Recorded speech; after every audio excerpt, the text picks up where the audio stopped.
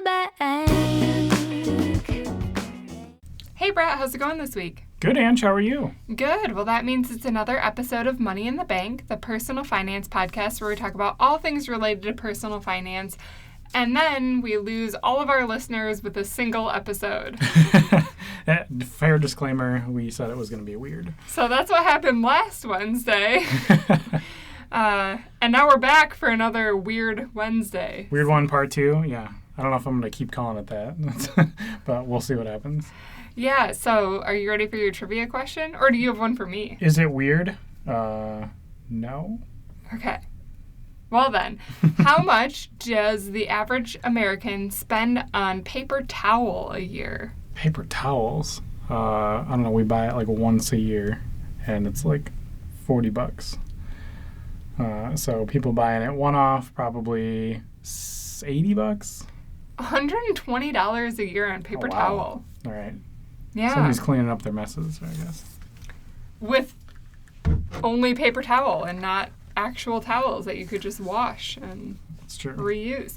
So, to continue kind of last week's episode, which was kind of out there, but we're going to kind of do the same thing where we are really going to challenge your thinking, but this time instead of focusing on toiletries, I guess, we're going to focus on other aspects of our life where we kind of don't do the norm, I guess, and we spend less money. So in a similar camp as paper towel, one thing that we almost never ever use is paper plates or paper cups or that sort of thing. Right. So, I mean, the only time in our world that we would use that is we used to have our, charity holiday parties around Christmas time every year.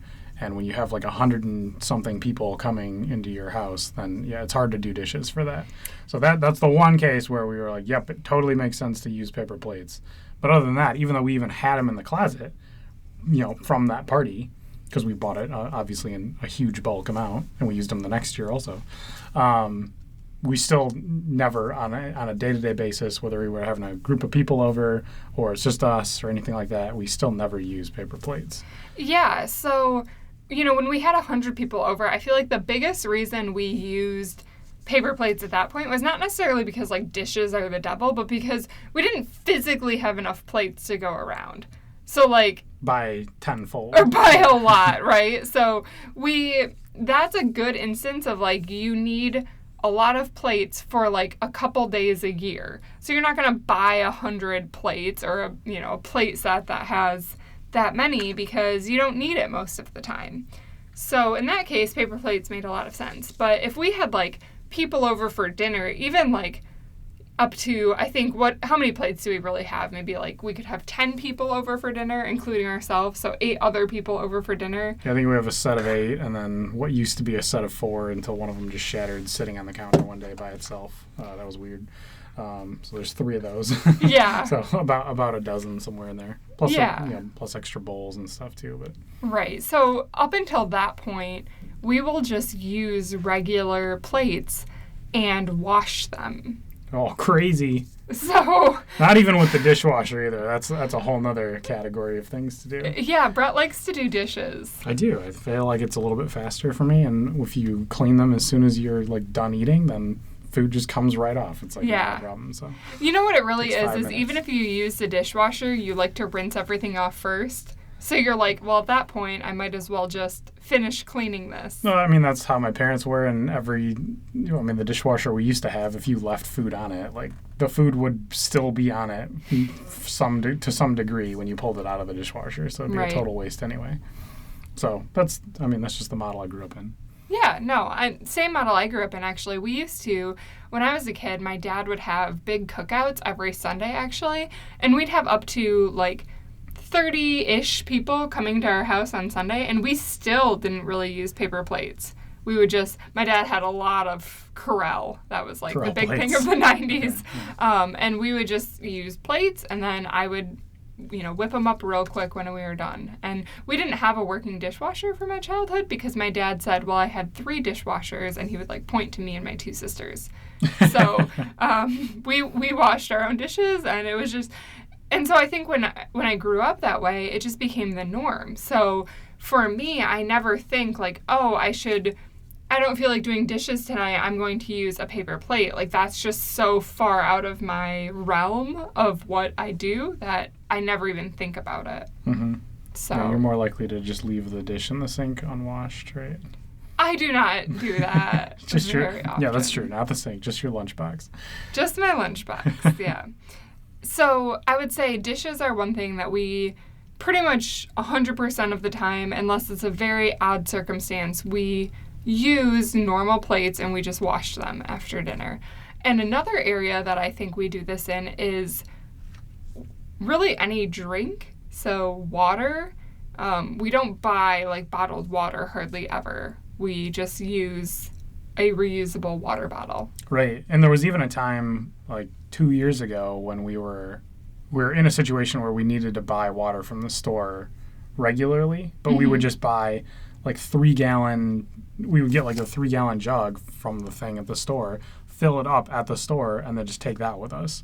And then just like drink out of that every day, right? Because we just had like a jar on the counter with like a tap on it, right? And we would just fill up glasses of water straight from that tap. And we would just, right? It would last us like a week or something at a time, and then we would go get more. But normally everybody that I know would just go get like packs and packs and packs of bottled water in that scenario. Yeah, and when we were doing the refillable jugs, it was super convenient because we only had to buy the jug like one time. Yeah. And then we could just, refill from there. So that was a super convenient way to do it. And then we could put it in our, better, I guess, dispenser on the counter. And yeah, we didn't have to buy like flats of water bottles or anything. Mm-hmm. So that was super convenient. But now we have like a water filter and we just drink out of that all the time. And right. we never buy water or pop or soda or anything like that, really. Yeah, I mean, for a multitude of reasons. I don't think I've drank any soda or pop in, 20 years, probably, since I was a kid or in high school to some degree. Maybe once in a while here and there. I mean, by like once in a while, like once every 3 months or 4 months. But other than that, I just don't even want it anymore. Yeah. Like, it's not even a treat for me anymore. Well, and outside of, pop or anything like that, I drink coffee here and there. You don't like coffee. Smells great. Tastes like trash. Sorry. Sorry, Europeans. Yours is great. Americans, I've still yet to find any good coffee. So. But I drink coffee, and I usually make my own. And I don't really drink it like... I wouldn't say I'm like a coffee drinker because I don't drink it every day or anything like that. Mm-hmm. I drink it a couple times a week when I have the urge and I make it myself. But another thing that we both drink is kombucha. Mm-hmm. And yeah, thanks for getting me on that. That was a tough road to go down in the first couple sips. If for those of you who have not had kombucha before, it tastes starkly of like vinegar. Would be the closest thing I would associate to it if you've not ever tasted it before. Yes, if you've never had kombucha, it's basically just a fermented tea. Yeah, it is 99% tea. You make tea on the stove. Yeah, and then you just ferment it. So think about like cabbage versus sauerkraut, and that would be tea versus kombucha. Yeah. But I make that at home. And I make it in like a gallon glass jar. And then we just like pour it into cups from there. But if you were to, I always liken it to, we could buy kombucha in the store because it's something we like to drink. And it's like really expensive. It's super expensive for just like, what would be like a little bottle of pop or whatever for the kombucha. It's like somewhere between, if it's on sale, it's like $5. If it's not on sale, it's like $8 or something. For a big container. For like a 16 ounce, you're going to be between like $3 and $4. Yeah, still for a drink. Yeah. It's a lot for a drink, right? Versus I make it at home for some sugar and some tea leaves, which are like maybe $1 for a whole batch, and it makes a gallon. Right, and you just let it sit on the counter for like 2 weeks. And yeah. That's like good. Yes. Well, yeah. So it was vinegary to start with. After you get used to it, it is actually good. So I'll say that. And then I can flavor it from there, right? Yeah, so sometimes we add berries or ginger, and it's still far less expensive than it is at the grocery store. Right. Yeah, so you can make it as like sweet as you want it or fruity as you want it or whatever. But the baseline is pretty vinegary. That's true. I still like it straight more than adding things to it. But like most fermented things, like even yogurt is actually something that's full of good probiotics. That if you have like real yogurt, not like fruit on the bottom yogurt, it's like it has that tang to it. Oh yeah, it's supposed to be like that. Yeah, if all you taste is sugar when you eat yogurt, then it's not it's not really yogurt. It's like 10% yogurt. But that's how I feel about kombucha now. Like if all I drink or all I taste when I drink it is like sweet kombucha, then like something's wrong because it should be vinegary. Right. Yeah, it's supposed to be. So and not that like chalky Greek yogurt either. Like if it tastes like chalk, like I don't know, oikos. I think when Greek yogurt started getting popular, I had that and I was like, this just tastes like nothing, right? Well, you're just not a Greek yogurt fan. But it's still like it should. Even Greek yogurt should be a little bit like funky in some degree. It should be a little bit tangy. And like most store-bought stuff that you find is like it's like not real yogurt. We always end up buying like whole milk, plain yogurt. And it's a shock when you go from, like, fruit on the bottom to whole milk, plain yogurt. Mm-hmm. But now we're kind of used to it. So when we have something else, we're like, why does this taste so sweet? So you get there. On the same kind of token, talking about things you buy at the store, another big thing that we do is we really like to buy food in bulk. And we've talked about that before, right? So we use... we've gotten oats in bulk and nuts in bulk and seeds in bulk and meat and we got a pig in bulk, right? Yeah. Right. A lot of people get like half of like a cow and stuff like that too. That's pretty common. What other things do we get? I mean, we get cucumbers in bulk and tomatoes in bulk, and then we just cook them and put them in jars. And the tomatoes anyway. The pickles I just chop up and put them in jars. And peaches and strawberries and blueberries, mm-hmm. we get in bulk at the peak of the season, and then we either can them or freeze them. Yeah, and super cost effective to do it that way. Like my gosh, like even the strawberries like now down here in Florida are like everywhere. Like you can buy them by the pallet, and they're still like not that like for a little crater or like container like. The regular small containers, it's like $4 still. I'm like, we picked like a whole bush for like $4. Right. Like, absolutely. And I think beyond that, like, especially nuts, that's something that we like nuts. We eat a lot of nuts. We make nut milk and all of that sort of thing. But nuts can be really expensive. So we don't buy nuts kind of like at any old grocery store. We strategically make sure to buy those items along with our seeds and stuff like that at either a bulk, wholesaler, or we go to a store that has bulk bins and we buy it that way. mm-hmm. But I think one of the best strategies we kind of ever landed on was one day we were at a local grocery store. This was back up when we were in Michigan. And we were buying like rice or something in bulk. And all of a sudden I just was like, well, let me look at where, on the bin, where they're getting their food from. And lo and behold, we like found the company that they were getting it from. And we found out that you could order directly from their website and just cut out the middleman, aka the grocery store. And we've been basically buying things in bulk that way ever since. Right. And I mean, this was like a chain store. It's not like it was a mom and pop grocery store where I feel bad for like not contributing to my community. I like don't feel bad about like taking down, cutting out a corporation, right? Right. So, right. they're making plenty of margin on that. So. Well, yeah, it was like half the price. Oh yeah, it was completely significant. Like it was just a joke from like we were like, well, we'll never go back there again. Forget that. Right. So yeah, we order almost all of our food in bulk, or if we don't, we. And I think this is kind of another good habit, but if you're able to go to a grocery store and use like reusable bags, not just for checkout, but for like buying produce. So instead of grabbing those like plastic produce bags, you can bring your own bags. That's what we usually do. And then it's great because when you get home, you can just like chuck it right in the fridge in those same bags and not have to. I mean, I don't know how common this is across the U.S., but by us, like several stores had started charging for like not bringing your own bag, I guess, right? So it was going to be like 10 cents a bag or something to like get a paper bag or a plastic bag from them to like as your normal checkout bags. Right. And I'm kind of a fan of that model, right? You're paying for it one way or another, right? They're buying those supplies and they're either baking it into the cost of their product or fees or whatever, or they're not doing that and then you just pay extra at the end of the day. And I'd rather have the 10 cents myself. Right, and especially when you think about produce, that can add up super duper fast because, you know, when you go to the produce section, if you buy like a lemon and an apple and, you know, whatever else, those would all be in separate produce bags, where if you bring your own and you save 10 cents a bag, you know, that ends up being a pretty good amount of money at the end of the year, for sure. So that's definitely something we do. Peanut butter is another one. So, again, like we buy peanuts in bulk, right, from that bulk food website.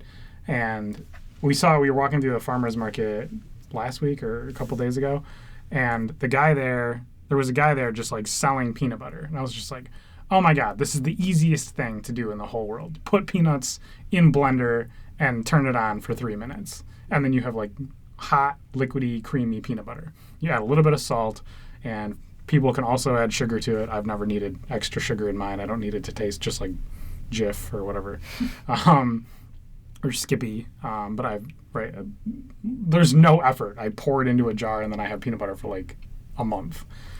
So we should definitely start up that farmer's market trend because we can make a killing. Zygerbacher peanut butter. Homemade peanut butter, yeah. Well, and I think beyond that, like if you look into like almond butter, sunflower seed butter, all of those things, again, we buy sunflower seeds in bulk at a very low price, can make sunflower seed butter at any time very cheaply. And if you try to buy it at the grocery store, it's like $10.99 for a tiny jar of it. Like, we can make it at probably half the price or less. And it tastes just as good, if not better, because you can kind of doctor it up to your specific taste.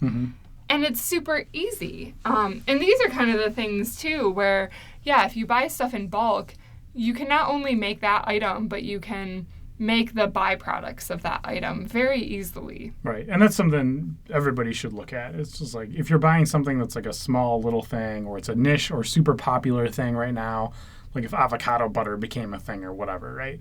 And they were selling that for like $15 for like 3 tablespoons.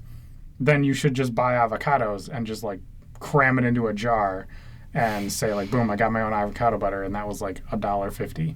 Right. Like, so just look at those things, and if that thing that they're trying to sell you that's like super popular right now is really expensive, just back up the supply chain a little bit and say like, what does this really cost? Like, what are the net materials for this? And if they're not very expensive, then it's totally worth it to make it yourself. Well, I feel like in general, kind of any prepackaged food is something we typically kind of shy away from because 9 times out of 10, it's going to be more expensive.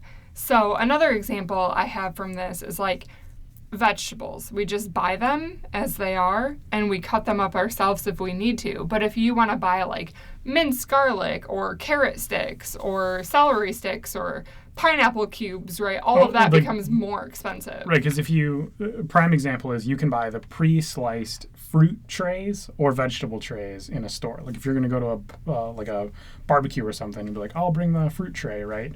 They've got the little compartment for like pineapple and apples and grapes and whatever, kiwi. And if you would have just like bought like those 4 things, it would have taken you less than 10 minutes to cut everything up total, and you would have saved probably at least 75% of what you paid for it. Right. If not, half the price or a third of the price. Like sometimes those things are like $15, $20, and the fruit itself would have been like $4. And you would have like so much more fruit. Yeah, you would have made a ton, right? Those little trays don't really come with a lot of because food. Those little trays, like when you get the pineapple out of it, you get like a fifth of a pineapple. Right. Or if you buy the whole pineapple, and pineapple's delicious, like you could put some on your, fruit tray, and then you could pack it in your lunch all week. Right. And then, it's primarily like watermelon, which is like super inexpensive for the volume that it produces. Right. And another like fun example on like the veggie trays, there's like always the carrot sticks, which cracks me up because baby carrots are one of the cheapest food items that you could ever possibly buy. Like, So you don't even need to cut up whole carrots. You can just buy baby carrots. Yeah, and then you're done. Easy.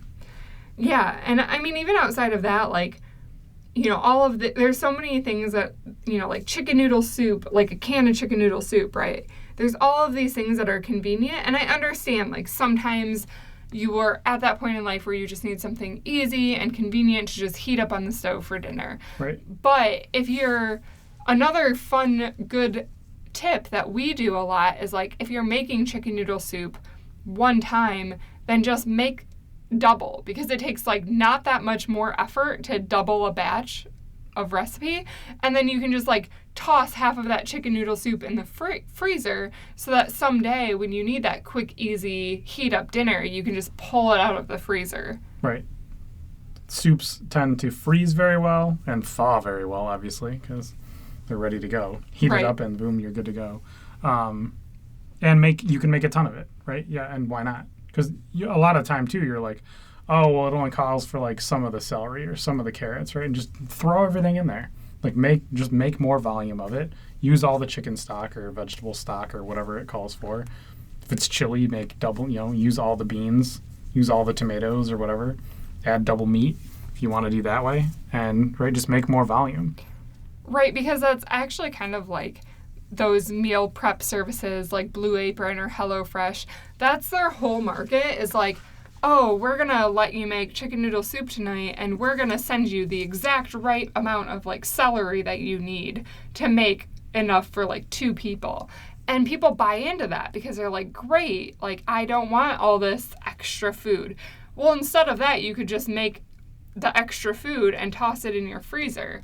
And again, we've talked about this before, but unless you're one of those people that will not eat leftovers, and then I just don't understand you as a human being. Right. Leftovers are, like, one of my favorite things. I'm like, oh, man, I have food tomorrow, and I don't have to do anything to make it at this point except heat it up.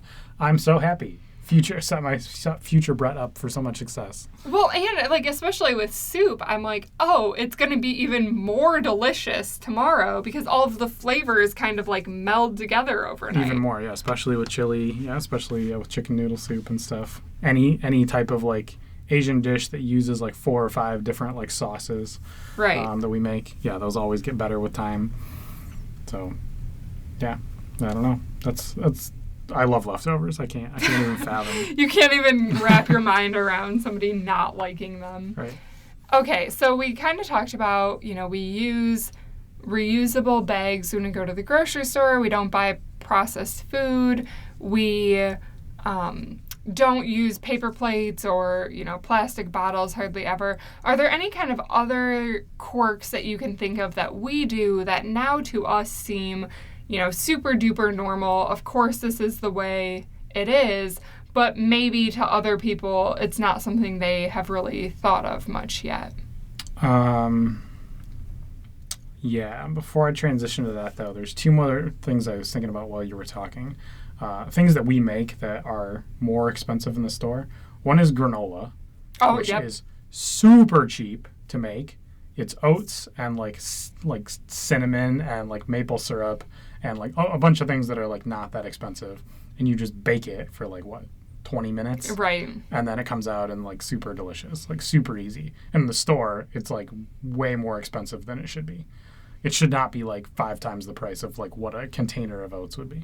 The other one is, like, trail mix, right? So if you buy, like, pre-made, like, trail mixes or, like, you know, nuts that are all combined together or, like, different like, packaged foods. There's a whole section of this stuff, right, over by, you know, the other side of the produce aisle where, like, the nuts and stuff are. That stuff, if you would just, like, get the ingredients yourself and then just, like, make individual servings of that, like, get little bags and just, like, put the ingredients in those bags and make your own trail mix, you could, just for buying, like, one of those pre-made things, you could make, like, 10 of them yourself probably, right, for one little container. So, and then, you know, take them with you wherever you want. Right. So some of the other things that we do, so we spend a lot of time now, and this is not how I used to do things originally, but at the library or getting things from the library. And there's a lot of things you can get from the library via digitally, just downloading stuff. You just log onto the website as long as you have a library card and just, like, download movies and, like, TV shows and documentaries or audiobooks or other books. There's a ton of like free services that people are actively paying for to watch some of the same content available from the library for nothing, right? So check that out. That's in addition to like all of you can get a bunch of movies. I think you can still get video games at a lot of libraries. You can get, obviously, books, right? Not many, the people that do read, whatever, but versus just buying a book on Amazon or buying an ebook on Amazon or whatever, or buying an audiobook on Audible, right? Just check the free sources first to just see if the thing that you want is there. Well, and it's huge because, I have a goal this year of reading 50 books, and I'm on track to hit or exceed that goal. But that's important because, I know last year maybe it was even a little bit lighter on books, but let's say you have a goal of reading a book a month. We'll go with that. So 12 books a year. A book right in today's world, a cheap book will be $10, where like bestsellers are going to be $20, $25. So all of a sudden you go from having to spend, a couple $100 a year on books, even if you're only reading a book a month, which is a pretty, modest goal for a lot of readers out there, to spending nothing. Like, that's huge. And I haven't bought a book in years because I've always just gone to my local library. No matter where we have lived, there has always been a good local library where I can get any book that I could possibly want. And most of them do delivery now, which I thought was unheard of, but they'll just like send the book straight to your house. Right, it's like Amazon. The only responsibility you have is to like drop it off in the drop box at the end of, your checkout period, which, for most cities, your library it's on the way to something. Mm-hmm. So you can drop your books off while you're going to the grocery store or whatever else you need to do. Yeah, so, what other areas do we do? Obviously, we talked about, we bought a pig. We bought a freezer to like house that whole pig. That was still huge. That was still more cost effective than like if we were just buying the meat over like a 2-year period of time, because we've now had it for a year and a half, and we ended up getting another half of a pig. So total, we've gotten 1.5 pigs in a year and a half time span, and the freezer still, to me, looks like it's almost full. Right. And so we bought a pig and 15 chickens twice. Yes. So that's what's filled up our freezer. I would say another big thing is, we buy all of our food in bulk, and last episode on our stinky episode, we talked about our toiletry. And so because of that, like, we don't have a lot of extra stuff that we buy. So, like, when people have Amazon packages coming to their house all the time, we just don't really have that. I mean, that took a while to like wean off of that habit. It's so easy to just like browse Amazon and look for stuff you need, or like just think about stuff that you want to have and just like get in the habit of like, okay, I can have this like immediately, or I might need this thing to do whatever, and I'm just going to get it, rather than just like taking 5 extra seconds and thinking of like a different solution to that problem, right, in the first place. But that took us like years to like back off of that habit and stop buying things that we got into a trend of like, nope, we're not going to buy it. We're going to wait to buy this thing and then see if we still need to have it. And then the answer kept being like, nope, we don't still need it. And now, again, like we said, I think a couple episodes ago, now we've finally turned off Amazon Prime and haven't bought anything on it, I think, since then.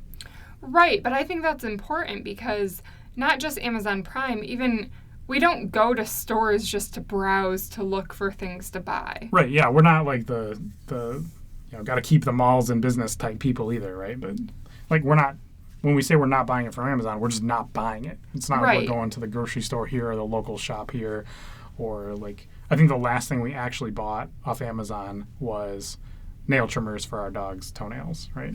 Yeah. Because that's another thing we do ourselves that saves us a fortune for like going to the groomer. We have a brush and nail trimmers, and that cost a total of like $14 maybe. Probably not even that. And like, I don't know what the grooming fees even are, but every time we go past a dog salon, they're like a fortune, or even like PetSmart. They're like pretty expensive to have your dog's toenails trimmed. Yeah, so we groom our dog ourselves. I groom you myself. I cut Brett's hair. And then for my hair, I have switched to, instead of going to like a very fancy salon, I go to like an Aveda Institute, where they have students there, and it costs me $12 to get my hair cut, which I usually do maybe like twice a year-ish. So for my grooming, Brett's grooming, and Stormy's grooming, our dog, we're at about $24 for the year because outside of me, because Brett refuses to cut my hair, we don't pay money for that sort of thing. Hey, they've only dyed your hair purple accidentally once. Like, I wouldn't, got to give them the benefit of the doubt. That's true. I mean, every time I cut your hair, it's like, that is not I did true. not actually get my hair dyed purple. But no, they've never really messed anything up terribly. And I haven't messed Brett's hair up yet either. So I think that's a great good. tale. Angela just coincidentally is amazing at cutting hair just without zero training. And complete fear the entire time of like chopping my ear off. So but she ends up to be successful like every time. Less so about cutting our dog's toenails, but we try. I'm really bad about that, so I just have made Angela do it for like 5 years. But yeah, all those sorts of things that, like, I guess service items, we have kind of reduced in that aspect as well. Right. Cable, obviously, we don't pay for. We haven't paid for TV in like 4 years now, something like that. Right. Long enough time that it doesn't matter anymore. And no more streaming services. So. Yeah, we turn streaming services off again for now. I'm sure at some point I'll just turn Netflix on or just get another free account with another email address. I don't know, or borrow a friend's account and just binge watch like 1 or 2 shows that we've been watching for years or something. I like all the Marvel shows on there, and I think a lot of them got canceled anyway. So there's like 1 or 2 seasons of those that I can catch up on. But other than that, Lemony Snicket's also great. You can watch that one. I think there was a new season of that since we canceled it. So got a list going, but I'm not about to pay like every single month just to like continue watching all the new stuff coming out because it'll never end, right? You look ahead and it's just like forever. There's a lot of stuff that I would enjoy watching, but at some point I need to get off the couch. So I just decided I'm going to get off the couch earlier rather than later. Right.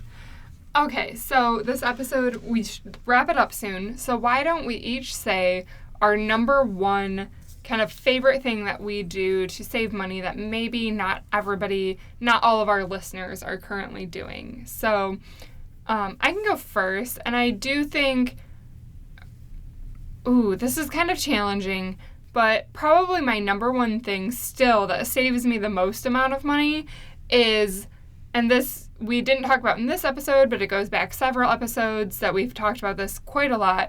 I live very, very close to where I work, so I can either walk or bike to work every single day. And I know it doesn't sound like it saves you that much money because most people, when they think about driving, only think about how much gas it takes. But doing that, and the fact that I've done that this is actually my 3rd year now that I've walked or biked to work almost exclusively, it has saved me thousands of dollars over the last few years. Easily. Like way in that ballpark. Like not exaggerating at all. Right. So I would say that's like my number one thing that probably the standard normal person in society would never really think about doing. Like, it's this far-fetched thing to think that you could bike to work and show up. And I work in an office where I need to look very professional, but it's really not that hard. And you get used to it, and then you just pack a change of clothes, and you get there and you freshen up a little bit, and nobody is the wiser that you biked there instead of driving. Yeah. Sorry, Amsterdam listeners. I know you think we're stupid, but... Right. They're like, Nobody else that we know in the United States would ever, dream of, not having a vehicle, right? So... Yeah. In fact, now where I work, the only other person who bikes to my office is, in fact, from Europe. So... Yeah. I mean, for work, I take an Uber from the airport to the client sites and stuff like that.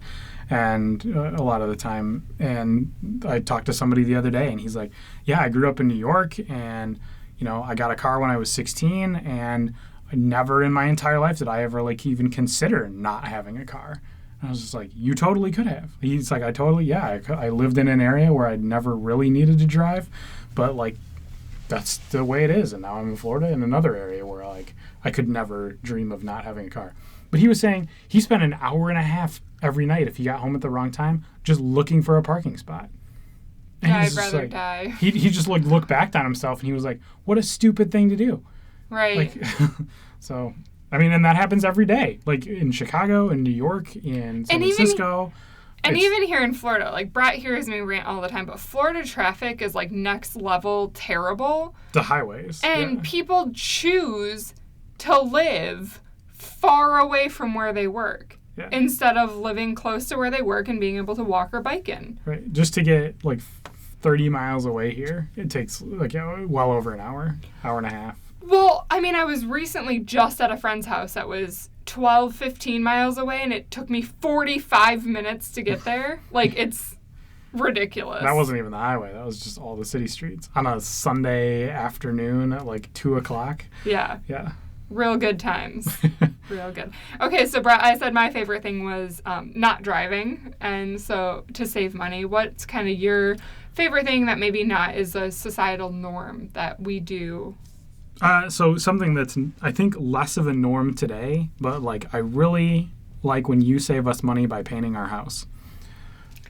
Okay, yeah. So when Angela does the job of many others, such as a painter or a hairdresser or a tax accountant, I wear a lot of hats. Right, but we painted, 4 rooms, a hallway, and the kitchen, and like the laundry room in our house, right? And it took you 2 days to do that. I was out of town for most of it. I did a lot of the taping. Yeah. I'm going to take some credit there. He was conveniently out of town. At work. That's a struggle.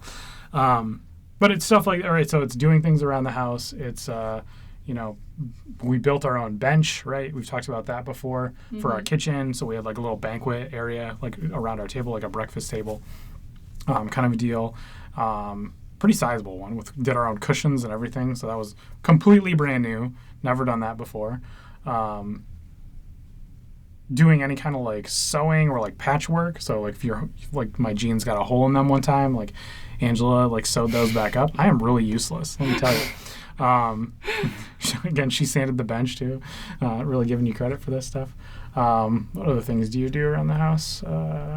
So I think so anyway, just things that you would hire out, or like you would buy furniture for, or you would buy some piece of equipment for.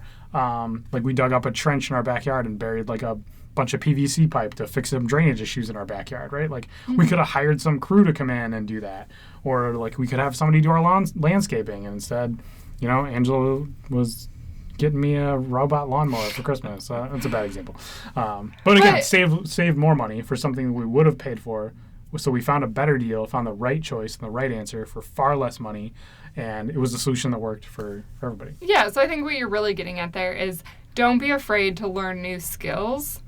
So instead, like if your pants get a rip in them and you're like, oh no, throw them out. I have this hole. I'm going to have to throw them out and buy a new one, or I'm going to have to go to a tailor. Like instead, watch a couple of YouTube videos. It's amazing what the internet can teach you, and try it yourself, because especially in that situation of like, I'm going to either throw these pants out or spend, $2 to buy a needle and thread to see if I can like salvage them, it's totally worth spending that couple bucks to like practice that skill. Right. Because now I would say I've probably rescued like 5 different pairs of pants for you at this point that otherwise would have gone to the wayside just by like sewing up the hole. Traveling for work is really rough on the wear. Yeah. All right. Well, with that, I think we'll wrap this episode up. So thanks for tuning in. Thanks for still being here, even after all of our weirdness the last episode. We appreciate all of our listeners. If you do have any questions, or if you want to add anything about maybe there's something cool that you're doing that we didn't mention that saves some money, please let us know. Like, I'd be interested to know, if there's anything else out there that we could be optimizing further in our lifestyle. That'd be really interesting. So I will drop all of my contact information in, and I would love to hear from any of you about that. Cool. All right, we'll switch from Weird Wednesday to way normal Wednesday next week. All right. Thanks, guys. Hey guys, thanks for tuning in to this week's episode of Money in the Bank. Make sure to subscribe to us on the iTunes or Stitcher app so that you get weekly alerts every time we post a podcast. Or if you want, you can visit my website, moneyinthebankpodcast.com. And if you want to reach out with any questions or further comments, please email me at Angie@moneyinthebankpodcast.com. I look forward to hearing from you. Money in the bank.